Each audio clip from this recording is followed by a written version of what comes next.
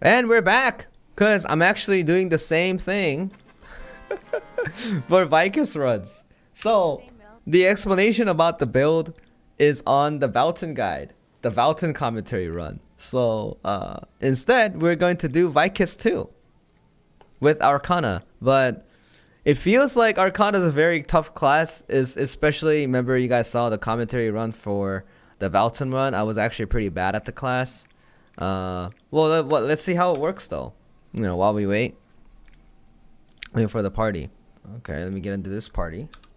So explaining the thing again, very simply, I have full nightmare set.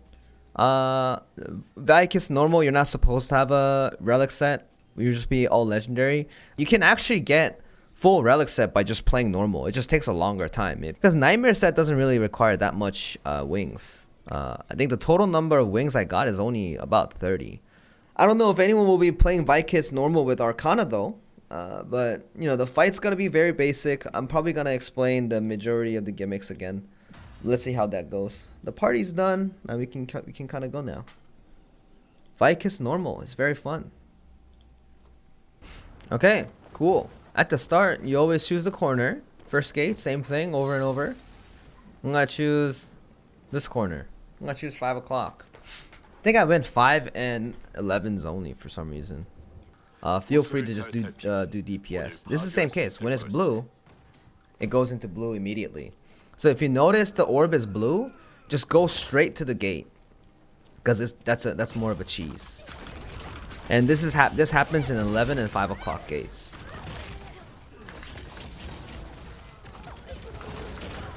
All right, dodge the spikes and just walk away.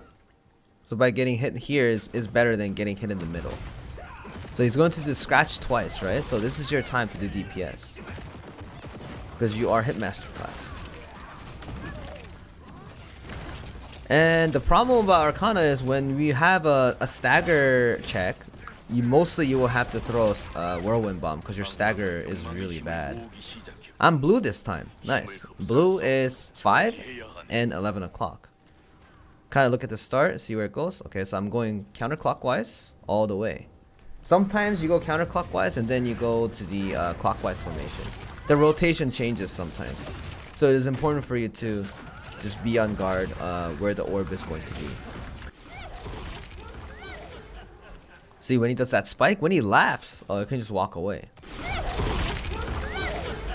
Because usually Vykas is a little bit different than Valton because there's a lot of dialogues. And you can tell which pattern they're doing by listening to the dialogue. For example, by that spike attack, right? What he does is he usually laughs. So he talked, right? So since he talked, at the same time, he usually does that big kick when he talks during a fight. I don't know if it's gonna be dubbed properly for the US. So he's laughing, doing the spikes, but this time the Lust Zone is inside save. It's backwards. And since I have my card, oops, I missed, sorry. So what happened there was he teleports, right?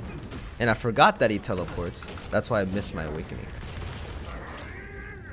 Nice ulti, bro. Thanks. I hope the future Arcana players don't make the same mistake as I do. Oh, did it land? Because if you get pushed away, this explosion does more damage than the rings. Ow, ow. So when he jabs twice like that, as I said, he's going to do the cross explosions.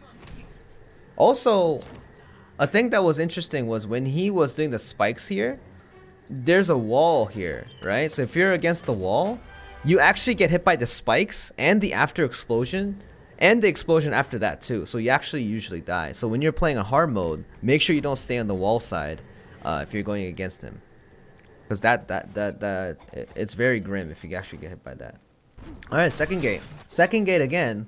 Every single Korean pugs, they stand on the cross formation, and then 11, 3, and then 7. I'm going to be 7 this time. I'm at 7. This is a cross formation. These are the people that are going to eat orbs. And these are the people that are going to see the shadow clones. And afterwards, we are deciding on the position now. 5-2, 5-1, 11-1, 11-2, 7-1, 7-2. Now I'm going to be spare. What spare is at the second mechanic, when there's 5 orbs, there's 2 positions that's going to have 3 black orbs. So the leftover people, because we have 8 people total, right, is going to be the last position to eat the last black orb. Since I'm a spare, I'll show you guys. I'm gonna focus on that one first, I think. So this thing, if someone gets hit, she does an additional combo like that as a cross. You saw that, right? Someone got hit, that's why she's doing it again. So you should not get hit in the first place. Yep, that's a counter. So when she does a backstep like that, it's 100% of the time it's a counter. So this is a purple ring, it's me. I'm gonna keep pinging it. Take your time on doing the purple rings, then eat it afterwards so that people are safe. This thing will kill you. Problem with the purple ring is anyone can eat the purple ring. So if a gun lancer is right in front of her, the purple ring explodes immediately and the party immediately wipes, especially in hard. And that's when disbands happen in Korea. Because that purple ring is very, very dangerous pattern. Alright, I'm at 7 o'clock. She goes to center. Let's see what it is. So it's 3 red. So it's going to be unfolded wings first because it's red. Because I typed 7 o'clock is both wings unfolded. Now we're going to 1 wing folded pattern. And then we're going to the folded wing pattern like this. If it was 3 purples, it was going to be 3 o'clock first and then 11 and then 7. So she goes to the middle again. She's doing that. She's doing the little Descaluda lasers. So when Vykas always goes to the middle, when I do the school parties, I always tell them get ready for a mechanic because every single bosses in Lostark teleports to the middle if they're doing something special. Some people always chases her down in the middle and try to do DPS. Do not do that. If you don't do that, you will be significantly better at the game. So look, she teleported in the middle again, right? This means something's gonna start. The revolving doors. Right? And then you walk clockwise. Walk clockwise. Walk clockwise. And dodge the pattern. When you have a poop in front of you, don't do anything and throw away the poop, because what that poop does is it fires projectiles, and that projectiles will stun you if it's hard mode. Okay, now she teleported. So I'm here chilling because I'm a spare, right? Let's see what it does. So people are going to type what the combination is. I'm gonna go to 11 o'clock because 11 they need help. So last one is black. So it's black, black, red, red, and then black. Because I'm a spare. So 7 o'clock was red, black, black, black, red. So the other spare guy went to 7 o'clock to help him. It is important for people to type them on the chat so that what the combination is, so that people can help accordingly. So this is a 4 explosion. This is outside safe, inside safe twice, and then outside safe again. So this thing, the problem is if you get hit by this one time, you're mostly going to die because you're gonna get hit because you get stunned. So people like paladins, gun lancers, soul fist will need to cleanse you to get you out of that stun.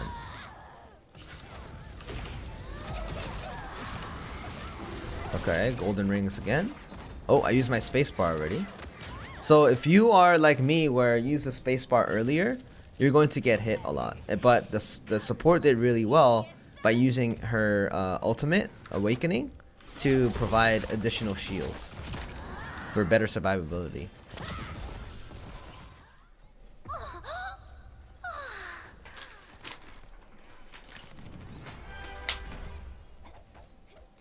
Now making sure to take your sleep bombs. Okay. So at the start, you just start normally. So I'm going to fill up my lust gauge on purpose so that I can show you the other combination. Okay, Okay. I need to get hit. Oh. Okay. Couldn't get hit. Okay. The peanut butter or not. So I have the blue buff. Blue buff. I have to throw it away. And then go to the peanut butter and walk slowly to the middle. Because this walk is automatic. She's mind controlling you. This is a counter. Nice counter. Oh, sorry. I couldn't fill up my lust gauge to show you. No one really gets hit. So, this is 6 o'clock save. The reason why is because if my lust gauge was full, the swords are going to be cross formation. And since swords and statues align together, that is the safe zone. It's a little hard to explain unless I show you both of them. The guide will have it soon, so you'll probably know it later. So if I fill this up like this, it's red, I do bonus damage. But if you fill the lust gauge to full, you become mind controlled.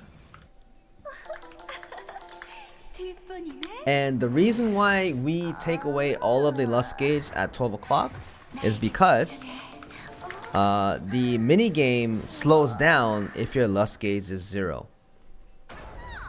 That's why when she's preparing a large attack, everyone gathers up at the 12 o'clock, and we take off our lust gauge by help of Wei.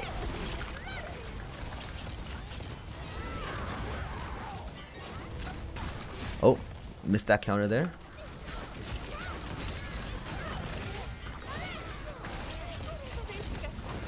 Okay.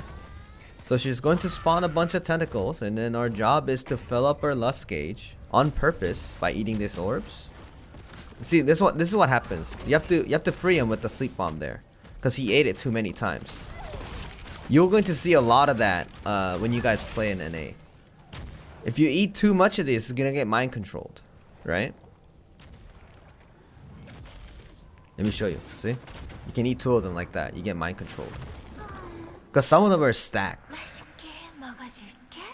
The goal is to have your lust meter filled up just enough to deal damage on the tentacles. Because you won't be able to deal damage on the tentacles if you don't have your lust gauge at pink. So in this game, in this particular gate 3, it's important for you to manage your lust gauge and your HP at the same time. That's why the game is a little bit harder, because you have another thing to manage. Because even if you're tanky, your lust gauge is going to have a lot of problems for you. Now it's at 6 bars, so we're going to take away our lust gauge again to go to the final phase. There will be 2 things too, because so ultimately, if you get hit a lot, what happens is your lust gauge will fill up, and then you won't be able to do mechanics. So this raid will force you to not get hit, which is the problem. Which that makes the problem making this raid a little harder. So watch this minimap. She's at 6 o'clock. She's doing the Medusa right now. Don't stare at the eyes. Get hit by this explosions down your feet on purpose, because this explosion is going to drop your lust gauge.